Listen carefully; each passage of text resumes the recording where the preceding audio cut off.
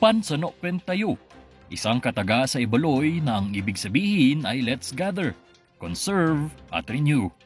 Ilan sa mga salitang sumasalamin sa circular economy dahil kamakailan lamang nagkaroon ng Circular Economy Program launching kung saan layun nitong palaganapin ang circular economy sa lungsod at ang unti-unting paghimok sa publiko sa pagkakaroon ng behavioral change. The launch of the Baguio Circular Economy Program is more than just an environmental initiative.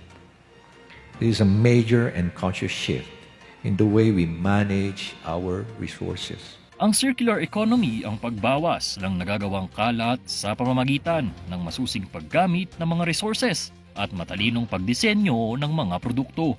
Dahil dito, mas mahabang napapakinabangan ang mga kagamitan. With circular economy, it turns waste into resource, thereby maximizing the use of natural resources.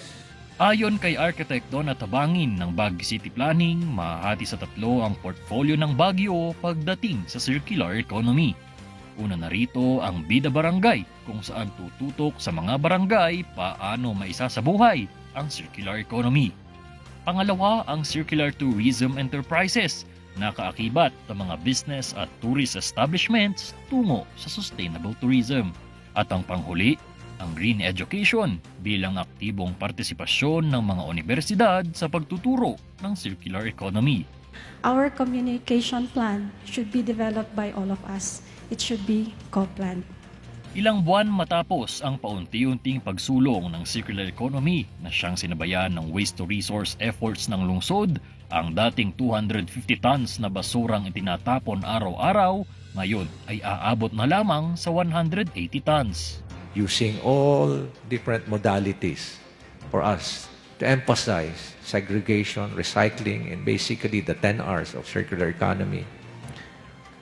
We would like to inform you that in last December, we were throwing an average of only 188 tons. That's a big reduction of about 50 tons a day. Sa pamamagitan nito, ang matitipid ng lokal na pamahalaan sa paghahakot ng basura ay siyang pandaragdag na lamang sa social at health services. Layon ng lokal na pamahalaan mabawasan ang napuproduce na residual waste hanggang sa 50 tons na lamang. Ngunit, aminado naman si Mayor Benjamin Magalong na marami pa ang kailangang gawin lalo na pagdating sa behavioral change ng bawat isa. Nico Gatchalian para sa PIO Baguio Balita.